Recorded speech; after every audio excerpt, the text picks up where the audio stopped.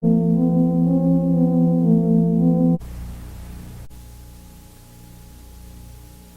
the earlier programs, the Venerable Ananda Maithree has shown Buddhism's place in the world, its teachings, and its practices. In this final program, he'll explain the results of practicing the teachings of the Buddha. Once again, I welcome the Venerable Ananda Maithree now for our fourth and last part, the ends of things.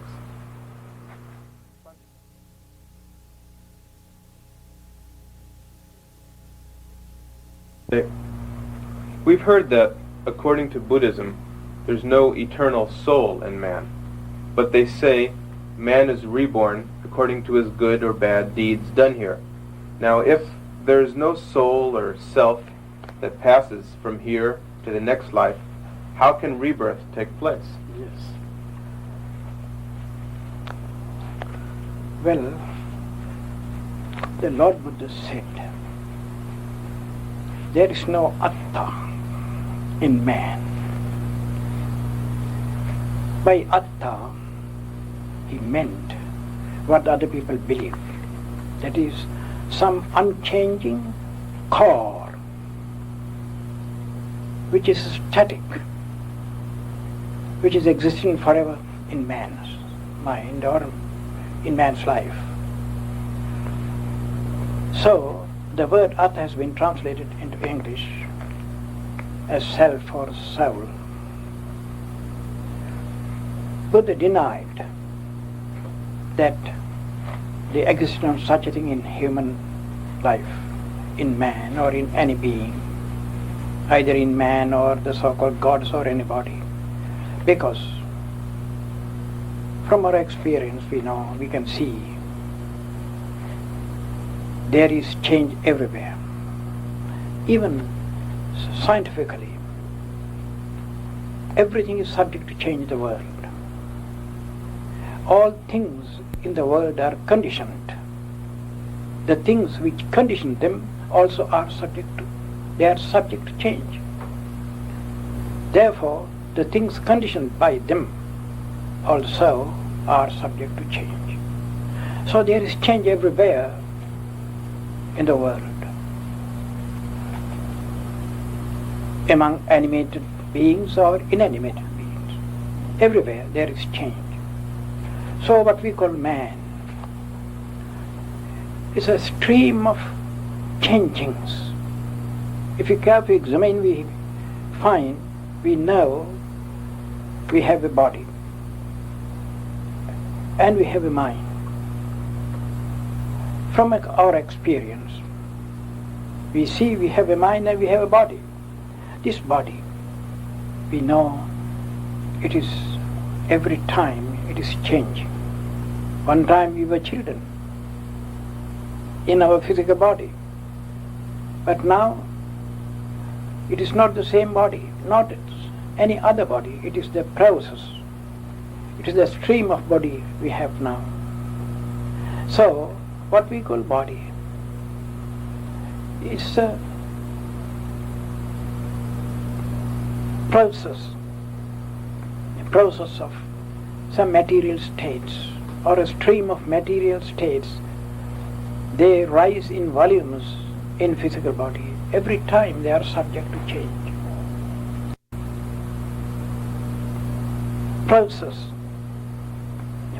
of some material states or a stream of material states, they rise in volumes in physical body. Every time they are subject to change. What is not a static thing, it is dynamic. All material states are rising and vanishing. So everywhere in the body, in every part of your body, you don't find any unchanging substance to be taken as self or soul or anything. That is why the Lord Buddha said, there is no atta, there is no unchanging core within your body. In every material state, material existence, there is this change. So, there is only a dynamic process, dynamic stream of dynamic states in the physical body. Now when we turn towards our mental side, if we examine carefully our mind, it is nothing but a series or a stream of rising and vanishing states called thoughts or mental states. Taken together, all of them, we call them mind. But there is no one same thing, some one unchanging thing called mind or spirit or self, if you carefully analyze and examine. But there is not nothingness.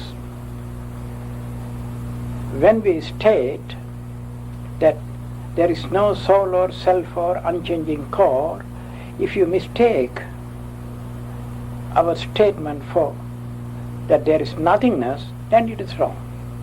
There is not nothingness. There is some states, some passing states, changing states. So if I use a term of those people who believe in the existence of soul, they use this term self or soul, I may use, if I use their terms, I may say we have a changing self or a changing soul, not unchanging self or unchanging soul, if I use their term. But if anything is subject to change, we can't call it self, but as a conventional term we may use, we may call it self, but we have to add this word changing self or changing soul. Then you can follow, you can understand. It doesn't mean that there is nothing. There is something that is a stream, a current of happenings. There is mental current. Mental current is not an unchanging thing. It is every moment. It is dynamic every moment.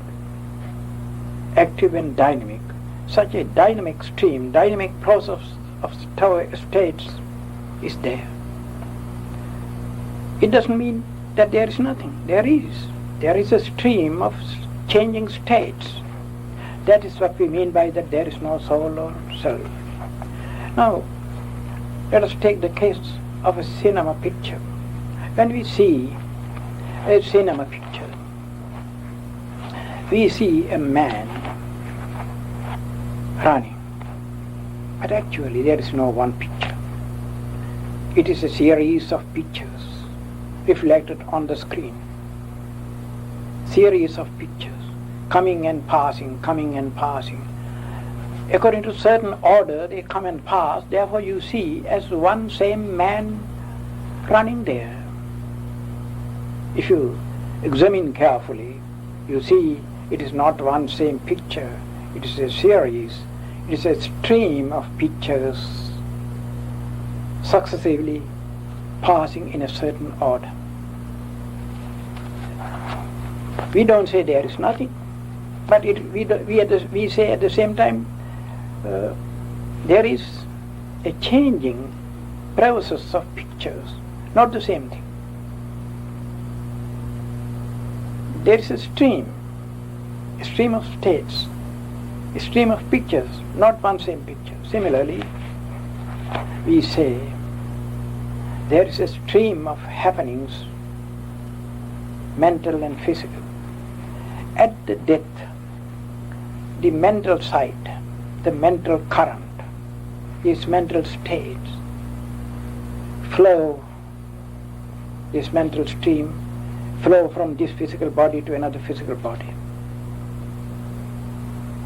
which we call rebirth. Now here in this very life, our mental stream works in the same way. My mental state, that existed yesterday is not what I have at this moment. It is not the same, it is not another. It is the process of the same. So there is a process. Even now I have the same process. Even now I have the same mental stream. Similarly, this mental stream flows as it flows from yesterday to today. It flows at death from this physical body to another physical body. This same stream of thoughts or thought currents thinks itself, I. There is therefore an identity. But there is a stream, not the same thing. That is what we mean by that there is no self, but there is rebirth. I think now you can understand me. Another example, suppose I take back the same same thing that now I have mentioned, that cinema picture. Suppose the cinema picture is falling on a screen. Meanwhile, the screen falls down. Then what happens? If the machine works, the remaining part of the picture falls on the ground or somewhere, or the wall which is there.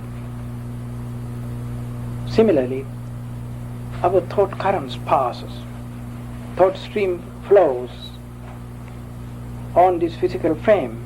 When this physical frame falls down, this same thought stream flows to another physical body, as the same series of pictures after the falling down of the screen, as it falls on the wall behind. In the same way, our thought current passes, or thought stream passes from this physical body and the physical body. As it worked here in this physical body, the same thought stream works in the coming physical body. That is what we call rebirth. So, without anything called unchanging core or self, we can understand there is rebirth so long as the thought current works. Yes. I see. You've said that Buddhism is a way of life or a way to self-realization. Can you explain the path in brief? The way, how to develop yourself. That's what you mean? Mm-hmm. Yes. Well, if you want to know this thing, you have to give a long explanation. It takes much time, but in brief I tell you. The way of self-development is this. First of all, we have to live a good moral life, because a life of good conduct is the foundation of all virtues. On sand, you can't put a strong building. The foundation must be strong. So the foundation of all virtues is the life of good conduct, good character. In other words, morally good life. In Pali we call it sila. This is the beginning. You have to abstain from all wrong deeds, wrong speech, wrong actions, wrong way of living. This is what we call morally good life. This is the foundation of all your virtues. It's the first step of the path to self-progress or self-development. Depending on this morally good life, now you have to try to control your mind. Mind strays naturally. Mind goes, or mind runs after this object and that object. And it is tempted by so many things that come before it. So it goes astray. Therefore, we have to take care of our mind from running after different objects. To do this, we have to develop right type of concentration. From religious point of view, we have to select a good object which doesn't tempt us. Some good object like the Buddha statue, for example. There are 40 kinds of such practices to develop our self-concentration. For example, I give you one, that is the Buddha statue. Buddha statue is a symbol of infinite kindness, infinite compassion. So we fix our mind on that. First we fix our eyes and mind on that, then we try to forget all other things and concentrate it. After some time you can see or we can visualize that picture. Then looking mentally at that visualized picture, we must try to concentrate and think of the virtues Buddha possessed, that infinite kindness and so on. So we have to develop this concentration. This is only one way. There are 40 methods. By this kind of practice, if we do it regularly, we can control our mind to some extent. As a habit, if you do it, naturally you are attracted to these virtues which you think of as the virtues of the Lord Buddha. So, through concentration on the Buddha figure, you see or you think, you concentrate the compassionate nature of the Buddha. Compassion, infinite forbearance, infinite purity. Such virtues you see mentally and you fix your mind on them. When you concentrate purity of heart or compassion, you become nearer and nearer to that state. Then you get away, little by little, you get away from all other bad qualities, all other temptations. So at last you become one with that nature. Then your mind is at peace, at calmness. Such a developed mind cannot be easily tempted by any other things, any external things. So there are so many methods of self-concentration. This development of right concentration is the second step of the path. When you are able to control your mind in this way, now you have to understand what you really are. Now you begin the self-analysis. You have to examine your body. In the beginning, you can't handle your mind, it is so subtle. In the beginning, you can handle your body, this gross body. You have to examine what it is, how it is formed, what are its constituents. You see, it is a mass of material states subject to change every moment, a mass of atomic units. Every atomic unit also is subject to change.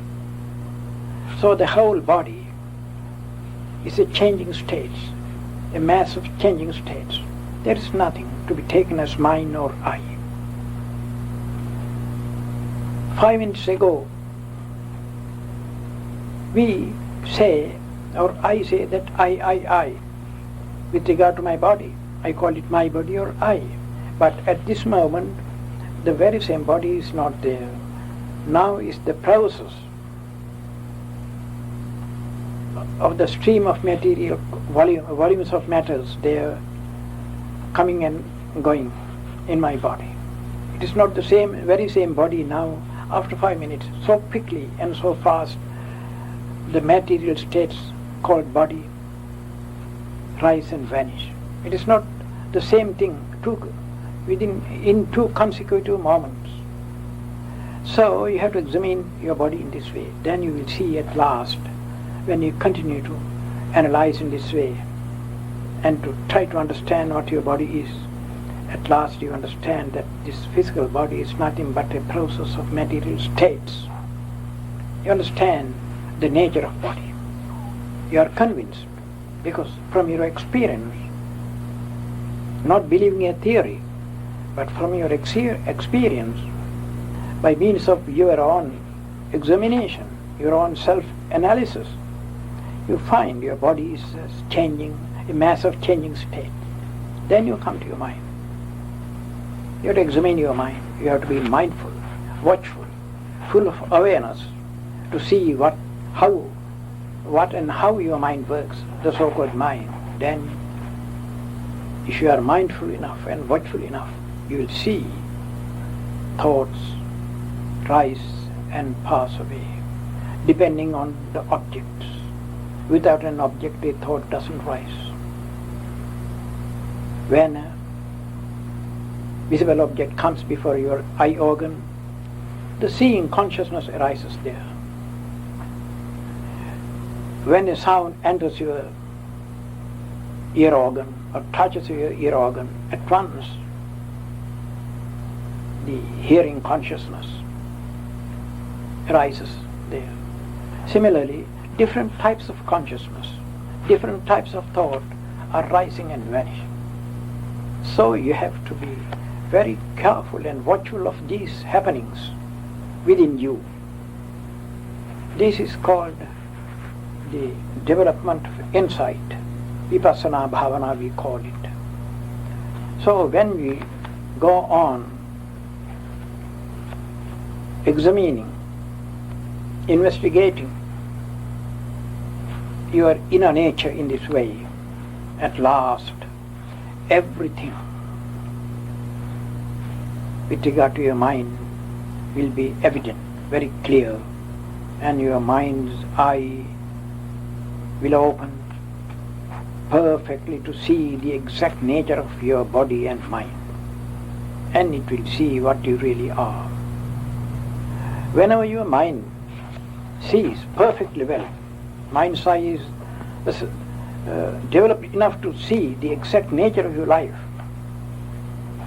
all its shrouding nature, blinding nature is removed, and mind eye opens. Then you see the worldly side of nature, the world as it is, and its opposite side. Until you come to this state, you don't see the opposite side of the world, because you are in the darkness. While you are in darkness, you can't see light.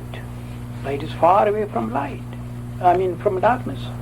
Similarly, while you are under the belief that there is something unchanging core called I or self or soul, you can't understand this truth. You have to practice this kind of development, mental development of your wisdom or insight. When you come to the culmination, the consummation of this development, your mind's eye will open. Then it will see the exact nature. Thank you, Bhante. Unfortunately, we've run out of time, but we'd like to thank Bhante for these 4 programs, and hope that everyone has learned a lot from it. And again, like to thank you.